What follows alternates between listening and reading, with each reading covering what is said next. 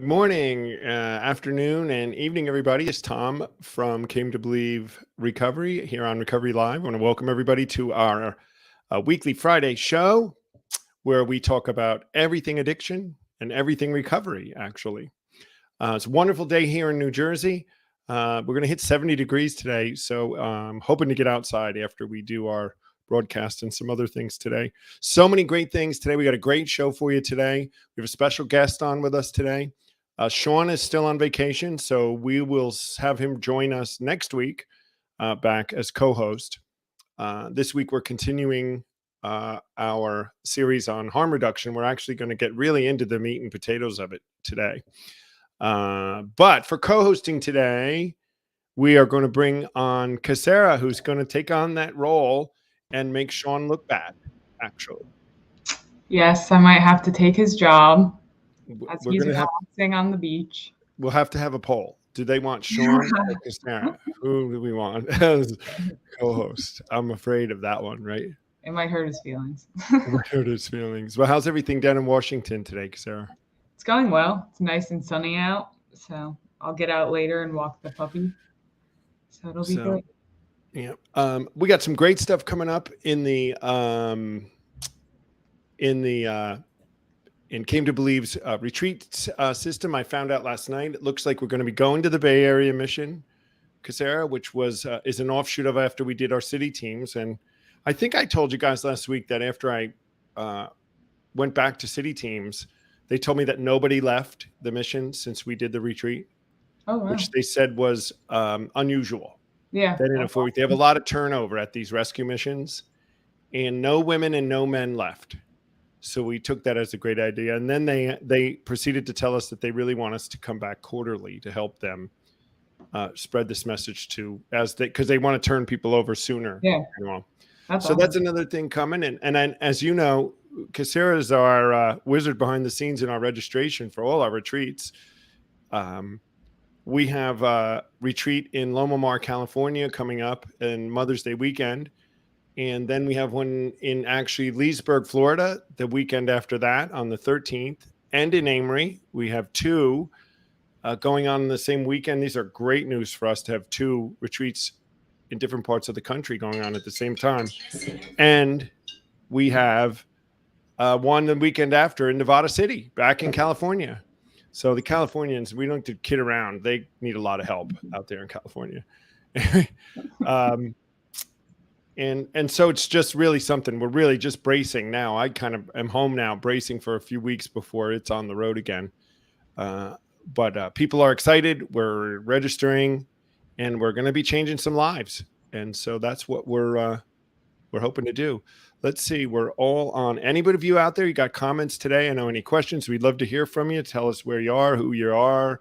Casarah will be running the T-shirt giveaway in a little bit. So that's what's going on. I know our UK friends, we don't have anything going till around August in the UK, but we're going to keep you posted on that. And we'll even put up a link to where you can find out if you're in the UK, where you can hear this life-changing message as well. But Casarah has hooked us up with a special guest today who's going to come on and talk to us about a subject that, I don't really know that much about her. I'm learning a lot more about it now. And I've heard about it, and it's kind of a buzzword in the recovery community. And it's a buzz good and a buzz bad, depending upon your point of view. So we just want to have in our effort of having open discussion and bringing on all sides, we want to bring on this guest to talk about this, a very important element of reaching the least, the last, and the lost. And so, Casarah, I'm going to turn it over to you to introduce our special guest. Yes, so this is Jessie. I'm going to bring her on now. Hi, Jessie. Hello. Hi, Jessie. So I had the pleasure of meeting Jessie when I was working on a harm reduction works meeting. And we had one of the individuals there, Jessie had brought her on. She was having a hard time. And Jessie was like, come on, why don't you come on this meeting with me? And so she was on, and she was in active use. And at some point during the meeting, though, it it got a little nerve wracking. Like I was nervous. I just wanted to make sure she was okay. And it made me feel a lot safer and more confident because Jessie was there, and Jessie immediately kind of started asking the proper questions, just making sure it's okay, occasionally being like, hey, how you doing? Talk to us. Make sure you keep like talking to us. And she was sharing very truthful and just being really honest with everyone in the group. And it just created a really safe place. So thank you for that, Jessie. I know you know that, but like, because on my inside, I was like, oh my God, like what am I going to do? I need to find her. I need to make sure she's okay. I knew like the facts that I needed to know how, but then Jessie already had all those facts. So that like helped too. And just listening to her, just in a really calm, loving way. So then I learned a lot in that moment that Jess probably didn't even know that she was helping me too in the process while she was helping someone else. But Jessie's a huge advocate for harm reduction. She not only lives it in her professional life, but also in her personal life as well, which I think is amazing because, sometimes you can talk, it's talk to talk, walk the walk kind of thing. And I think that you can just tell she's a really beautiful person. So this is Jessie, and we're really excited to have you today. Thank y'all for having me. Welcome on, Jessie. I want to just say hi to a couple of our attendees and followers. Dale Barker's with us today. Doc Roth from Las Vegas. So we have Florida in the house. We have Las Vegas in the house right now, and in Carrie Toon from Indiana. So we got the country coming at us. You'll see us from all over the place as time goes on. So good to have you on, Jessie. Why don't you tell us for some of them, if you could do us like a 30,000 foot or do you have like a 2 minute or a 2-sentence or 4-sentence description of what is harm reduction? How would you define it? Harm reduction is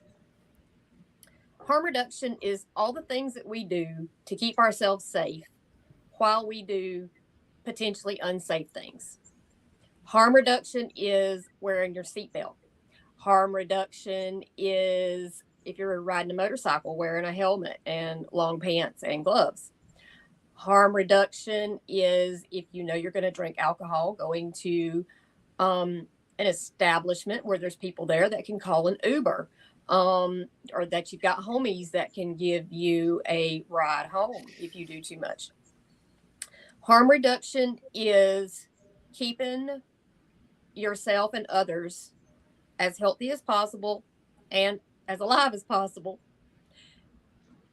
until ... Harm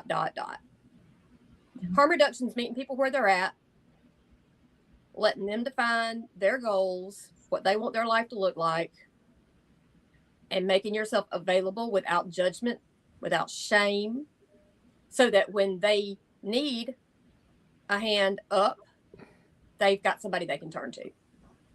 Wow, Jessie, that's a great definition. I'm not surprised that you would have a great definition like that, but I never thought that, wearing a seatbelt is harm reduction, but it totally is when you think about it, right? We're doing a really dangerous thing, driving a car.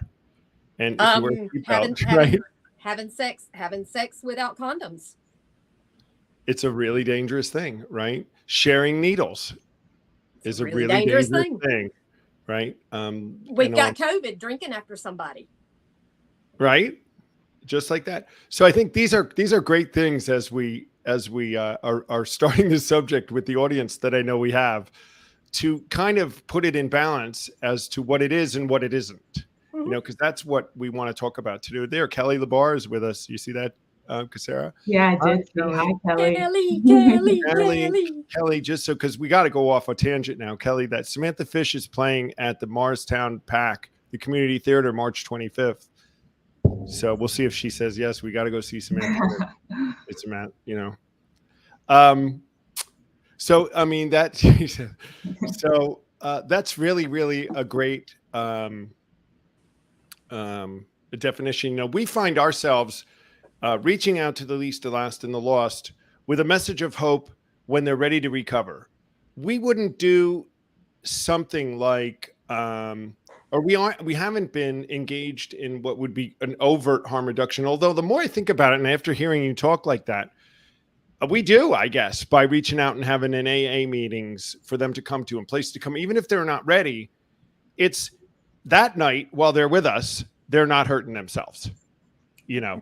That's exactly right. It's more about connection than anything. You know, we can go out into the public and we can give away things. The things are just the prizes. They're just the door openers. They're just the connection point, because, you know, it's about making that connection with people. That's what it really is about. So Jesse, Dale Barker, he's one of our leaders and a guy from Florida. He says you're clearly Southern. Where are you broadcasting from? I am just as country as a chicken coop. I am. I was born in Kentucky, and I was raised going back and forth between Western Tennessee, and I am currently sitting in Southwest Georgia. Southwest Georgia. I'm an hour above the Florida line, and I'm an hour east of the Alabama line. Oh, wow. So are you a NASCAR fan? No, been? Lord, but my mama is. Dale Jr. all the way. Oh, my God. Dale Jr. I went to Talladega once, the racetrack that's right in Alabama. I went there. Right. My brother lived in Atlanta for a long time. Atlanta's about 2.5 hours from me. Right. Mm-hmm. And we did discuss ahead of time, so Dale will know this. I hope he's listening. We discussed ahead of time that you were a Yankee fan, right? Yeah. Yes, absolutely. So there we go. Jess and Casarah is. So we got a unanimous team of Yankee fans. We're all ready for the season to start now on April 7th, and we'll be watching them crush the Red Sox. So back to this. So, you know, I follow there's a poem that was written by Sam Shoemaker, Jesse, that I don't know that you ever heard. It's called I Stand by the Door. And it was a poem that was written that kind of set a position of where he, or some of us that are working with at least the lost and the lost, the broken, want to place ourselves. And they say this, there's a door to God, right? And people need to be able to find the door to God. And there needs to be people outside the door showing and leading them to that door. And that people that are hurting are found by people that are outside the door, not people that are inside the door yelling out, which is people that are, we'd say, maybe deep in churches and things where they go, you know, come into our church and you'll be saved. We go out to them and say, we're, you know, how do you want to get recovered? Let's show you that introduction. Anyway, when I think about where I place myself, which is way outside the door, I meet people where they're at. We make no ultimatum about what they have to do in order to enter our program and come. But we typically meet them when they're kind of looking for something to get better, right? And your line here is that step before they're even looking, it sounds like. That's exactly right. We cannot treat people like they're cookie cutter made.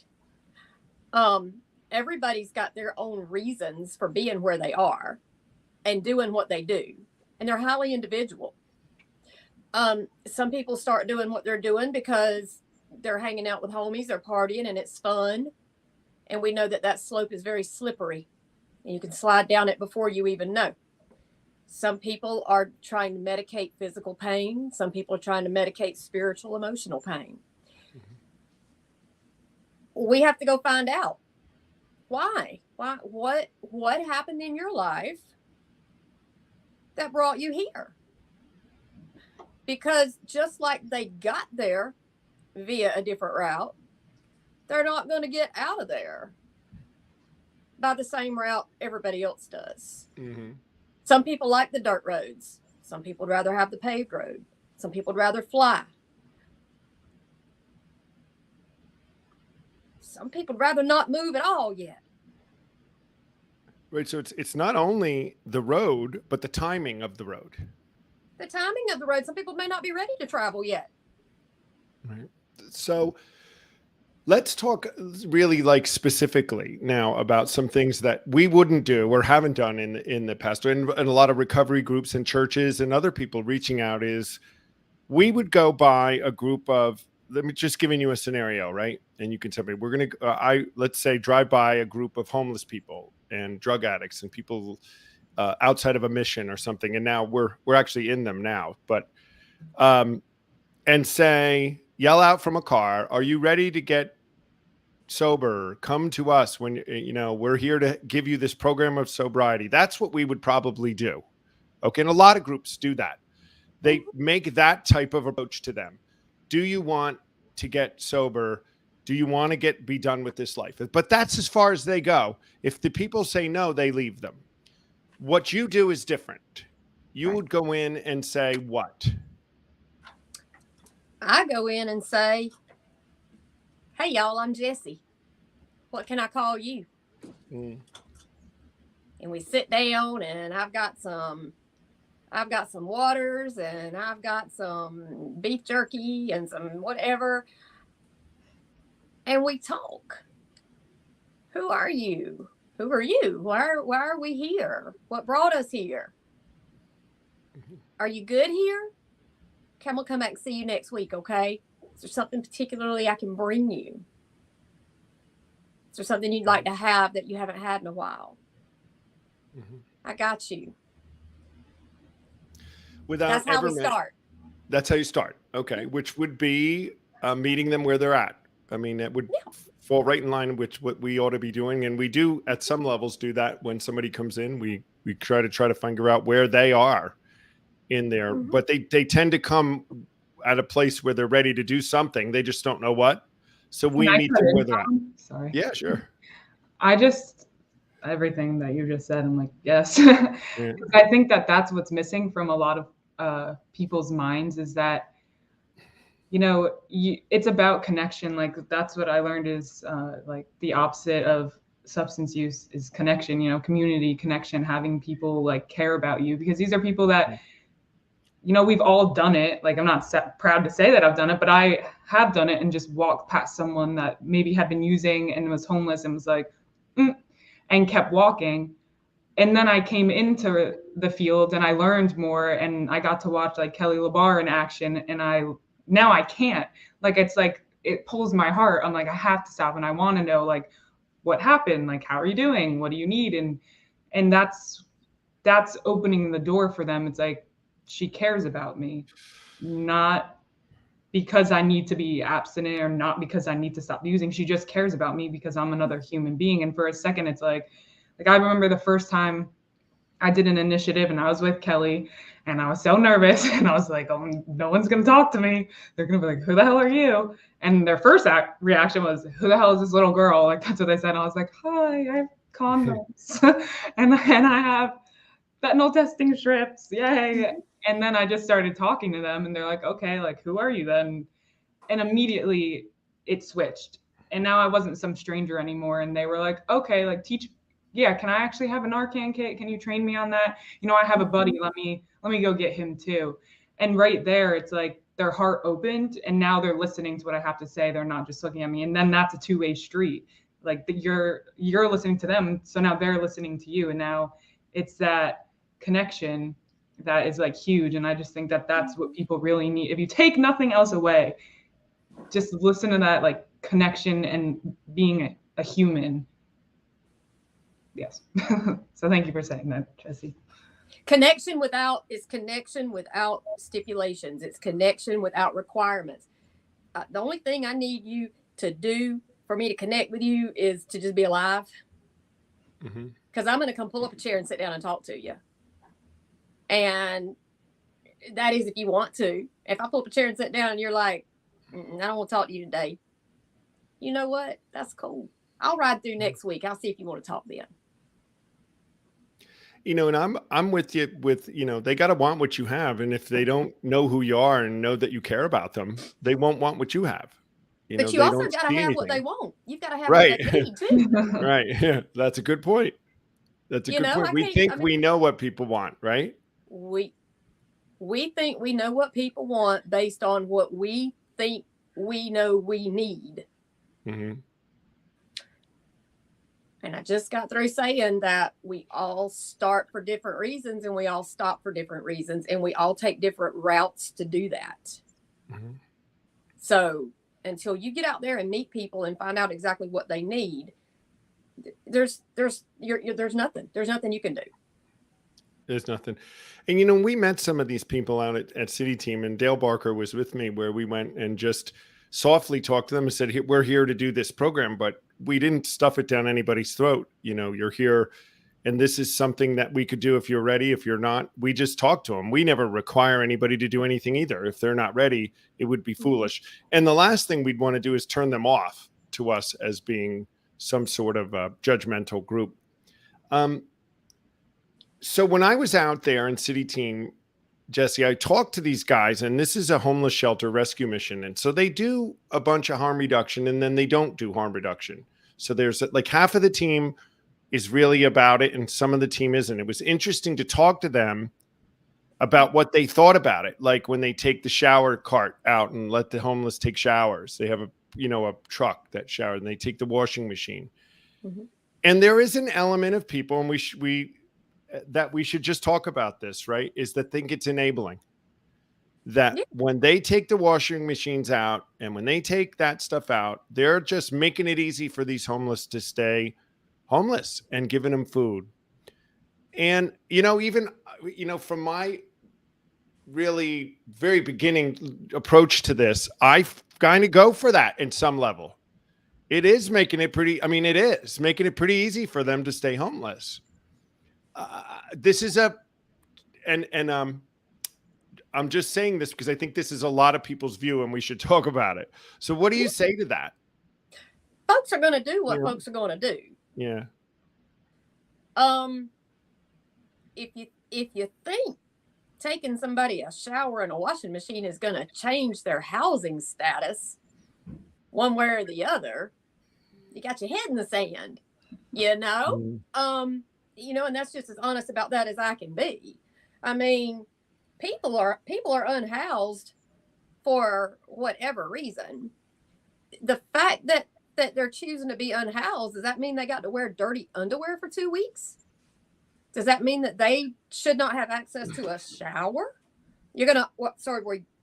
Are we dangling clean clothes and showers over people's heads to get them to conform to what you think they need to be doing right now?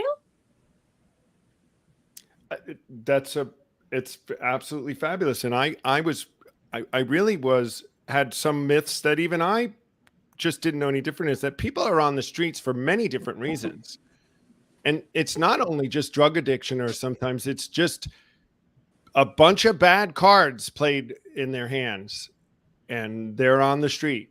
Statistically, I think it's 78% of the United States population is 2 paychecks away from being unhoused. Yeah. So whose problem is that? That's a bigger question, right? That's a much bigger question, but here's the thing. If I, as a one human being, cannot solve this overnight for whoever is unhoused, what makes you think that unhoused person can solve it overnight too? All right. Good. Another great point. By the City Team people would say that probably half of the people that we ended up speaking with that were in the mission ready and open, they had been practicing this stuff with them out on the streets for some period of time, basically keeping them alive. Right. And being loving and being open and but not requiring anything. And they eventually, some didn't made their way wherever they made their way, off the street or on the street, whatever they did. But a bunch of them did make their way in. And then when they did make their way in, they were ready to hear a message, which we know nobody's ready to hear anything till they're ready to hear it. That's exactly right. My organization has been official for 13 months. In 13 months, 15 people in my community have stepped to me and said, I'm ready to do something different, and are now in a period of abstinence. And that's a connection that they did not have. They may have been ready to do something different before, before me, before 229 SLA. They may have been ready to do something different, but they didn't know who they didn't know who they could talk to. They didn't know who would not judge them harshly if they stepped up and said, hey, I'm using drugs, I'm doing sex work, and I want to stop, I'm ready to do something different. They also didn't know who, if they changed their situation and then decided, okay, I'm not quite ready for this yet, I'm going back to drugs, I'm going back to sex work, who would still love them unconditionally and be there again until they were ready to try again. And, you know, and see, that goes right in our wheelhouse. And I know Can you Casarah has talk that. more about, I was going to say, can you talk more about 229 and just explain it for everyone, kind of like I was going to say what you that do too. and Yeah, everything? let us I've know heard what it. that is. Yeah, I know I've heard it, but a lot of people haven't. All right, so down and dirty 229. 229 Safer Living Access. 229 is my area code. I just had to come up with something. That's what I came up with, and it's just stuck. I probably could have done better, but here we are. 229 SLA was born out of a mother's desire for her child to not die. My baby has been on the streets for a long time. My baby has done all the things that we've already mentioned here. And my baby was having numerous episodes of, overdose drug poisoning. It's a poisoning when you think you're taking something, but you're really taking something else and you don't know it and you get poisoned because it's terrible. But that's a whole nother story for a whole nother day. Basically, my baby was having all kinds of incidences where she was stopping breathing. And I wanted one girl. I got one girl. I love her more than anything on this earth. And I didn't want her to die. So I started getting her Narcan. I found the Georgia Overdose Prevention. They said, yeah, we need a Narcan distributor in the area. Great. I can do that. Middle-aged white woman, I think Narcan's harm reduction. Mm-hmm. I'm also a nurse. I'm a registered nurse. I'm a college educator. I teach on the collegiate level. So everything that I have learned over 20 years of nursing, you don't do drugs. You don't do drugs. You don't do drugs. And if you're doing drugs, you stop doing drugs. Hello. So that's kind of where we were. So I started getting the Narcan, and then she's standing at the door looking at me. I'm talking about her. She's like, oh. Huh? Okay. But then I started noticing these raggedy arms, sores, infections. What's going on with that? They can't get clean supplies. Well, you can, because needles are legal in Georgia. You can go to the drugstore and buy them, can't you? At the pharmacist's discretion. If the pharmacist thinks that you're going to do something funky with them, they don't have to sell them to you. So here's where things got hard for me. If I don't help them get what they need to stop with these wounds, to stop with these infections, I'm seeing their feet and ankles are swelling. I know they're getting right-sided heart failure. They're developing bacterial endocarditis. I see all this happening. I'm a nurse. Mm-hmm. They're going to die. They're going to die. And if they ever did want to stop using, they're going to be dead before they get that chance. So I started finding clean syringes. You're enabling. You're giving them clean needles. You're making it easy. They will rinse those needles out with bleach, and they will sharpen them on matchbooks. They will sharpen them on bricks to do what they need to do to make the pain go away. Me giving somebody a clean needle is not in any way going to impact whether or not they use their substance. They're going to do it. I promise you, on everything in my chest, they're going to do it. So I started teaching them as a nurse. Hey, we do it already. If you're gonna drive this car 80 miles an hour, 90 miles an hour, wear your seatbelt. If you're gonna go out having sex with people, wear your condoms. If you're going to ride your motorcycle, wear your helmet. If you're going to use drugs, use your safety equipment. It's the same thing. Really. Except drugs are illegal. But outside of that, it's the same thing. Alcohol kills more people than anything. It's legal. So infections started going down.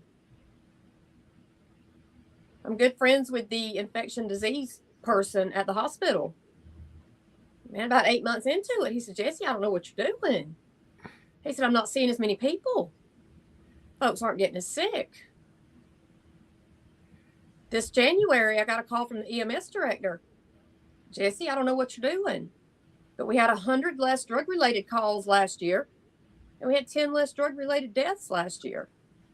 Because the people that are using the substances have Narcan on them. They're able to Narcan each other.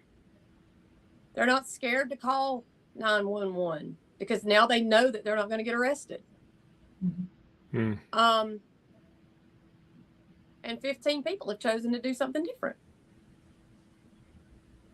They're going to do what they're doing anyway. But now they're doing it safer. And when they get and they see me every week. And that's every 7 days they got an opportunity to step to me. Every 7 days they got an opportunity to step to me and go, didn't you say when I got ready you could help me? I did. Are you ready? No, not yet. Okay. I'll see you in 7 days. You know, it's so, I mean, I understand because I'm a recovered addict, alcoholic, that there was nothing going to stop me when I was doing it. I did it. You could have put any kind of block on me, and I found a way. Until I was ready, I was doing it. And you're right. I'd have done all kind of danger to do it. I would have taken any element. And I mean, I could just listen to you talk. You know, I don't even want to say anything because it matters so much and it makes so much sense that we got to meet them. And it would be exactly what we say. And we always greet that person because I was greeted by somebody, and somebody, I lied to and told 100 times, and somebody kept giving me a second chance. So we give second chance, third chance, fourth chance, fifth chances, but people like us got to be there too. And there, and people already, I could never make you feel as bad about yourself as you make yourself feel about yourself. I can't beat you up any more than you're already beating yourself up. Right. And that's what people are accustomed to. People are accustomed to being treated poorly. People are accustomed to being looked down on, being judged. And when somebody finally comes to their space and is like, yeah, what you're doing is kind of reckless, but that don't mean you're not deserving of love and compassion. Right. Because I've been real reckless in my life too. We all have. And, it's interesting that you say that. One of the biggest comments we got at the rescue mission was, we're always met with people telling us how terrible we were and how we've done. And that when we went in, we don't talk that way with Came to Believe when you do one of our retreats. It's a very positive, it's a very uplifting, it's very hope filled. And they were very, it was surprising to them that we came in and gave them such a message of hope. So you're right. They're not hearing this on the streets and around. And this is, you and I, we're not making a blanket statement, but we're making a blanket statement because we've been in this. You're in this. We know this is what happens. Drug use is not a moral failure. Drug use is not a moral failure. Drug use does not make you a piece of crap human being. Drug use, to the extent that you were on the streets, unhoused, alienated from your family, unable to be employed, that is a byproduct of a much bigger issue. And we're not going to know what that issue is if we don't get out there and talk to you and figure out where you were going straight 80 miles an hour. All of a sudden, you took a hard left and you down a dirt road that you didn't even know existed. What happened that made you take that hard left? What happened? And can we turn around? Is there somewhere down this road, is there a place for us to turn around? I hate to make it any simpler, because I mean, it's like, you know, people want to make harm reduction so complicated. Harm reduction is the easiest thing in the world. You tell me where you're at, what you need. Do you see me playing a role, any role, in you meeting your goals? And if you do, let me know. And if it's something I can facilitate for you, I'll do it. If it means that you just need a ride somewhere, and for me to tell these people to shut up and let you talk for a minute, I can do that too. Mm-hmm. I'm not going to do it for you. I didn't get you here. I can't get you out of here. But what I can do is I can help level the playing field so that you can get in there and play for yourself and make your own scores. So that's what I want to do is like put to bed this myth that you're promoting drug use, right? Because that's what some people would say.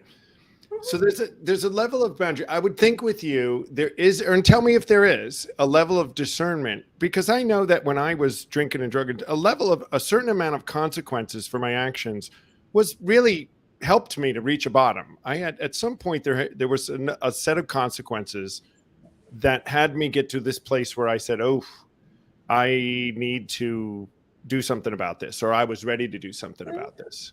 Well, I mean, and you know, personal consequences such as you go to work drunk and you lose your job. Right.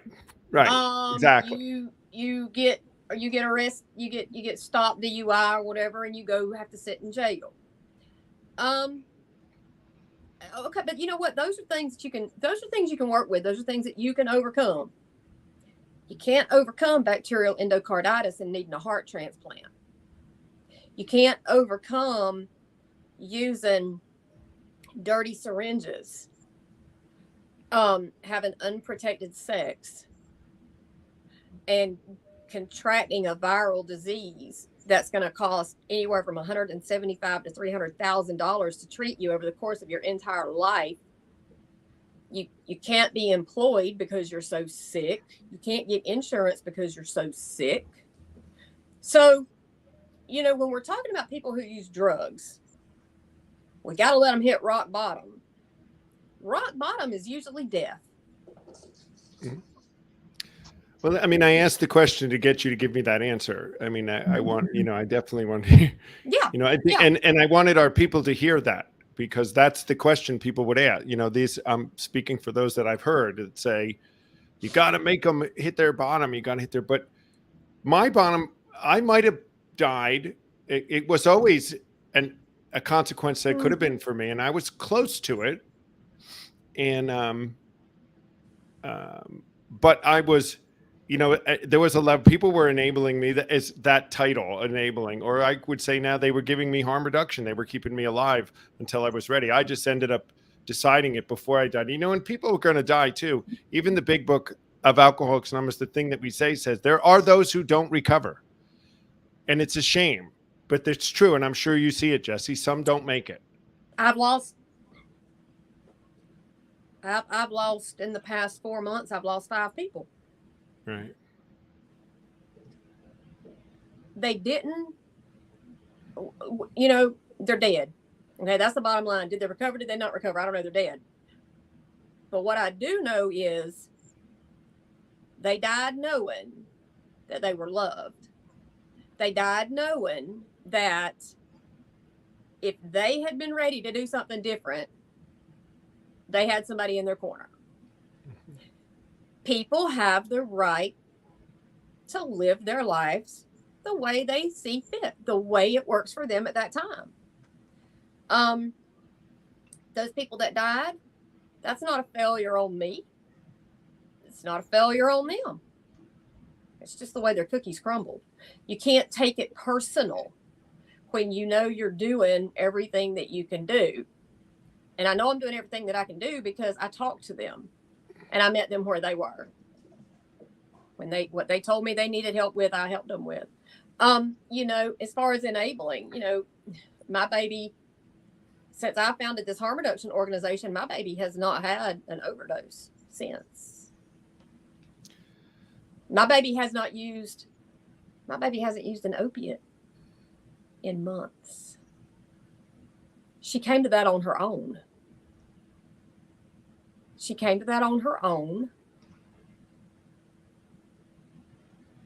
And she knows that if she were to go back into active use, I'm not going to shame her. Because that's when people die. If I go back into active use, I can't tell so-and-so, the person that gives me the Narcan, because they're going to be ashamed. So I'm going to sneak off over here and I'm going to go back into active use by myself alone and not tell anybody. And that's when people die in hotels and bathrooms by themselves because of shame. Yeah, we make people feel ashamed and they can't be honest with us. You know, and when in my story from years back, there was a point where I relapsed and went in and I felt just that thing about how can I ever go back? So I do get that. And Jesse, you know, fully half of the gang that I ran with when I was drinking in my day are dead. Yeah. Fully half of them. And they all died before they were 50. Right. For different reasons and this and that. And right. You wonder what were the circumstances behind all of that, but it's the same thing. They're dead, but we can help those that are still alive. For sure.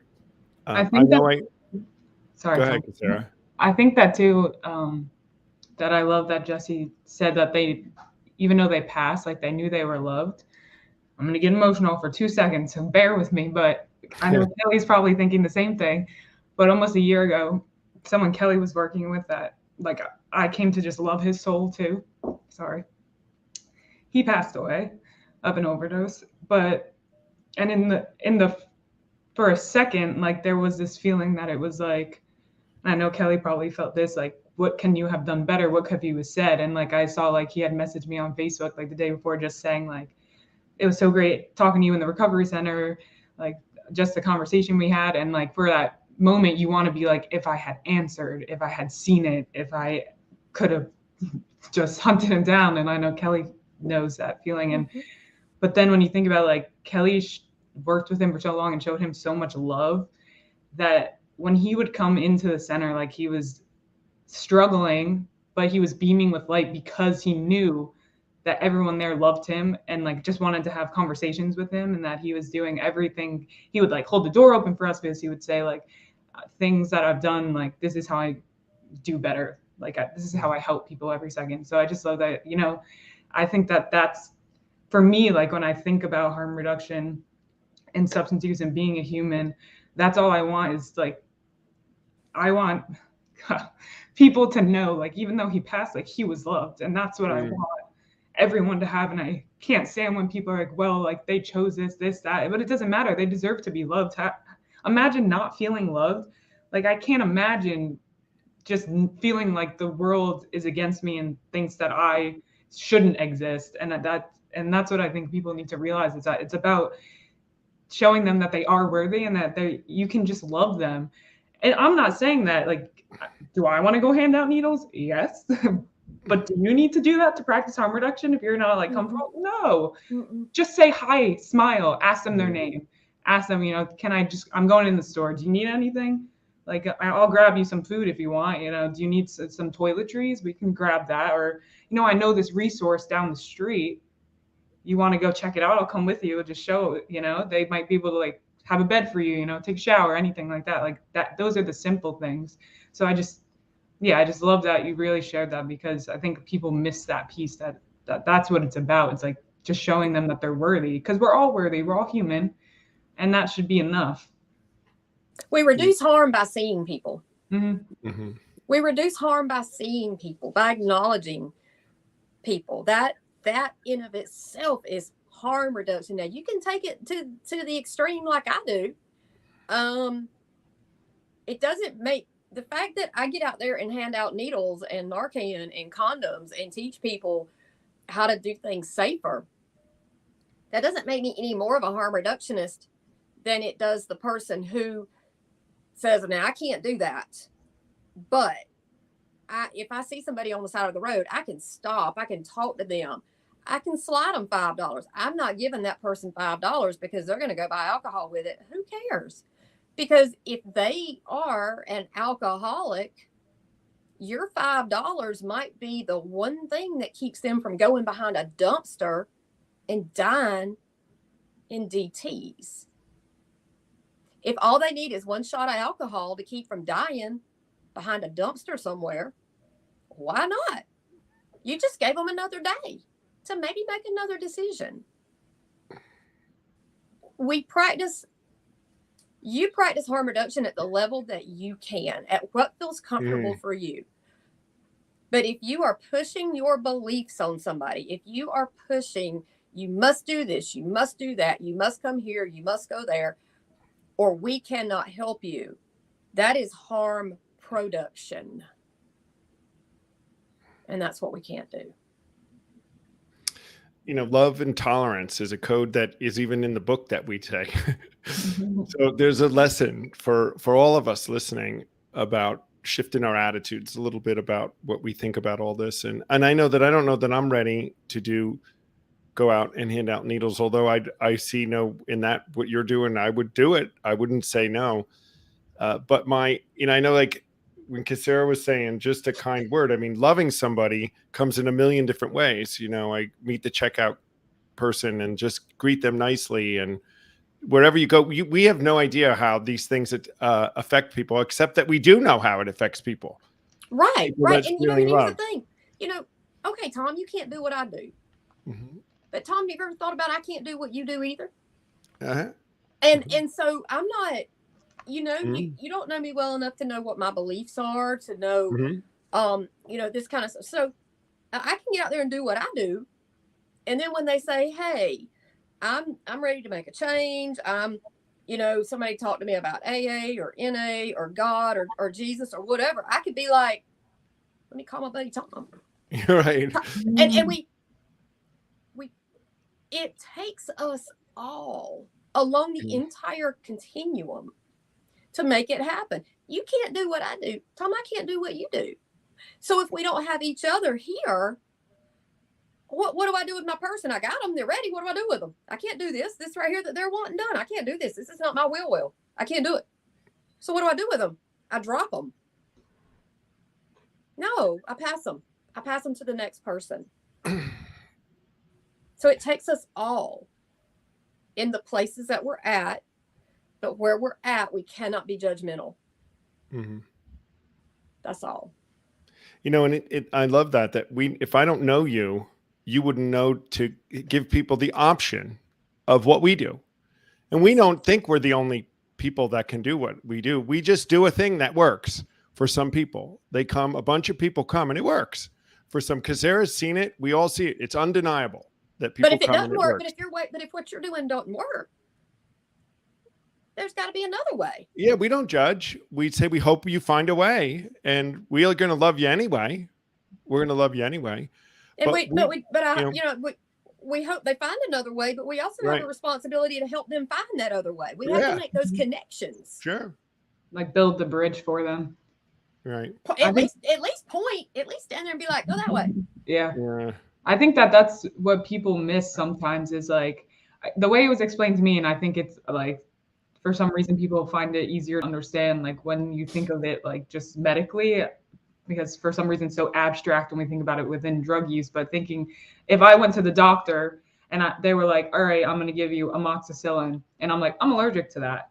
They're not going to be like, well, it works for other people, so you should just take it and deal with the side effects. Like, it's okay, just take it. They're going to be like, okay, here are 5 other medications that will bring you to the same similar path that you can try. And I'm not going to force this one on you because like it might work for other people, but it's not going to work for you. So here's 5 other options. Let's try this one. This doesn't work. All right, let's try this one. And to me, that just makes sense. Like we don't go through our day exactly the same. We don't eat the same. We don't need the same like multivitamins. We don't need the same type of exercise.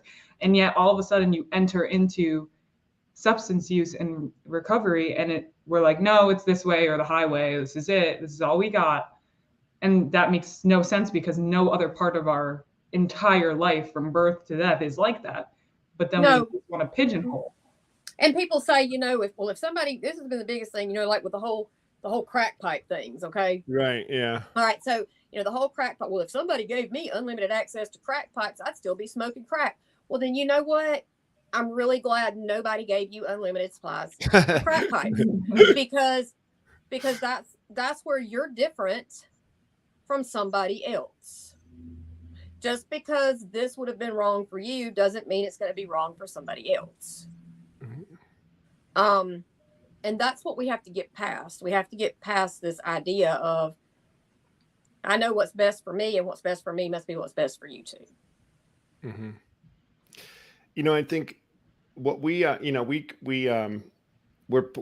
proud with what we do at Came to Believe the way we do it, but it's in this box of, if you were to say to me, is this the only way? Well, I would say no.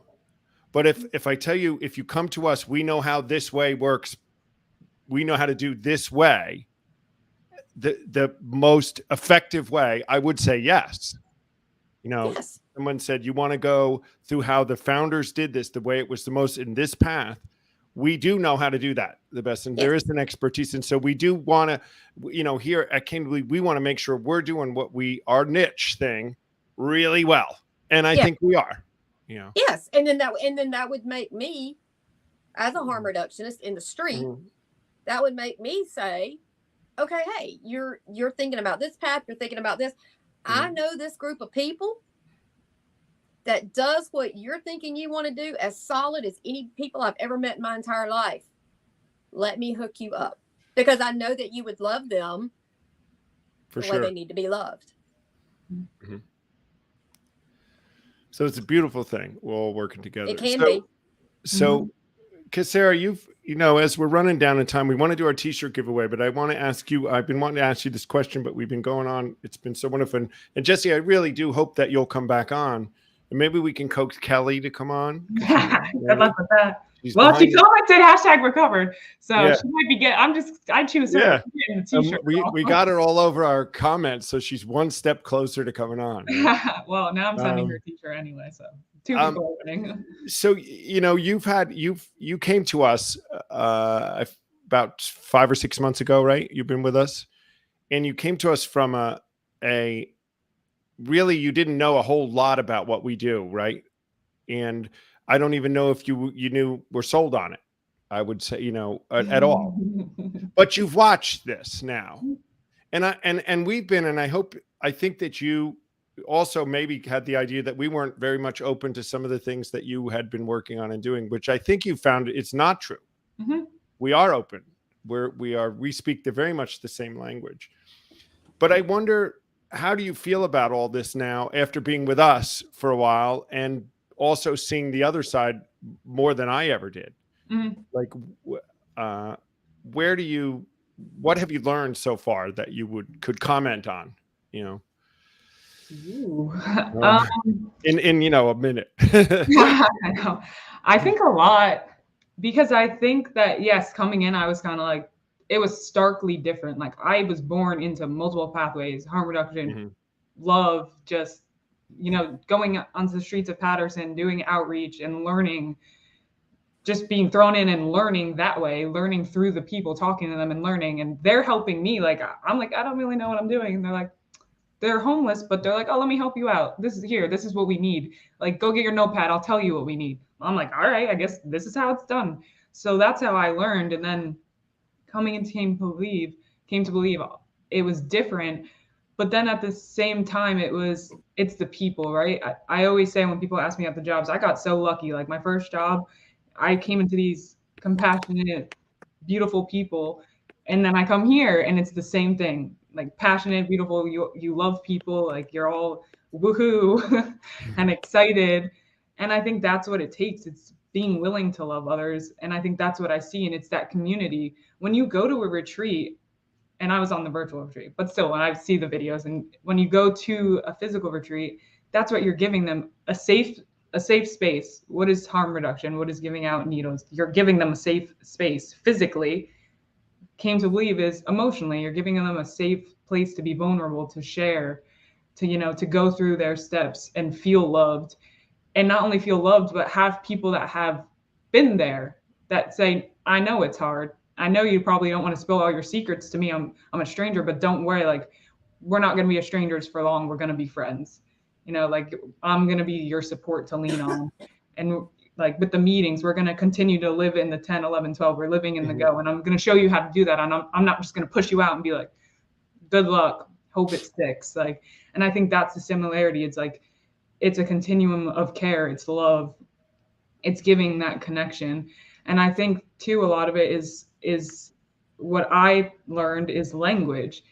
And I learned that language is so powerful. When I look at I say substance use and substance use disorder. Even in my classes, when we're talking about it, I'm like substance use disorder. Someone says relapse, I'm like reoccurrence of symptoms, like things like that, because that helps. You know, they're just humans and they're just, you know, struggling at the time. So I think that that's the biggest thing is, you know, love, community and connection, and just being there for people. And especially the poem with Shoemaker, like being outside the door. I think that's huge. And I think that's what connects everyone. Yes, it's all in different little hemispheres, but that's what connects you all. You're outside the door and you're welcoming people and you're showing them the way, whatever way that may be, because it may be Came to Believe, and it may be harm reduction, and it may be Celebrate Recovery and, you know, Smart Recovery. It may be one of those, but you're like, we're here if you want this too. And that's my TED Talk. And y'all keep standing outside the door. Right. And I'm gonna go on out there and connect with the people that don't even know there's a building, much less a door. Right. And I'm gonna herd them to you. Right. And that's what I'm saying. You know, I used to say to people, I go so far outside the door, I can't see it. You go to a place where there is no door yet for that. There's no building. There's not even a building. You know, there's no way that what we do and what we all believe in cannot go with all that, Jesse. So, you know, we appreciate what you do. What Casarah has done for us, and what I hope we've done for her, is we've connected all these things and we brought this world of discussion closer together. We don't want to shut up any discussion with everybody. We want to love everybody. We just want to have this option, and we want to be able to help come whatever we want to do. So it's been really fabulous today. I want to thank you so much, Jesse, for coming on. And again, I hope you'll consider coming on again. I'd be honored. We can talk. It'd be great. We'd love you to come to a retreat if you ever feel like coming and just seeing what we do. Okay. We'd love you to come. Get you out to one. Yeah. Everybody learn something. Even go. Oh, absolutely. We're gonna get Casarah to show up at an on-ground one here pretty soon too. But I think you want to come more now than would have to, right? Mm-hmm. Just say yes. And yeah, I am gonna say yes. let's do a t-shirt giveaway. Casarah, why don't we do it? We do a fun little t-shirt giveaway. Jesse, you'll be part of this now. If you put #recovered in the chat box. We got a bunch of entries. We got Casarah will run our little thing. Yeah, I'm gonna bring it up. Ooh. And we'll watch it. Sorry, we're getting there.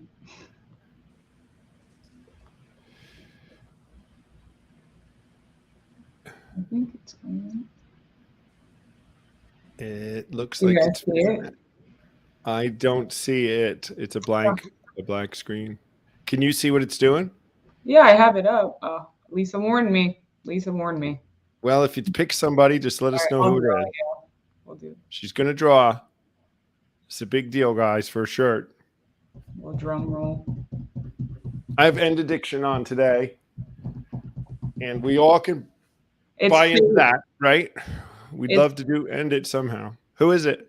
It's Fate. Kelly LaBar. Kelly LaBar. All right. T-shirt. And get Lisa. We'll be sending you one. Kelly, luckily you could probably go over to her house and get it. Yeah, Lisa could just drop it off. So it was fate. It was fate. All right. Again, Jesse, thanks for being with us. Casarah, have a great weekend, everybody. And we will see you guys again on Recovery Live again. We have retreats coming up in May in California. We've got stuff in Florida and in Wisconsin. Go on Came to Believe Recovery Live, go CameToBelieveRecovery.org and check out a retreat near you. We'd love to hear from you. And we'll see you again next week. Have a great weekend, everybody.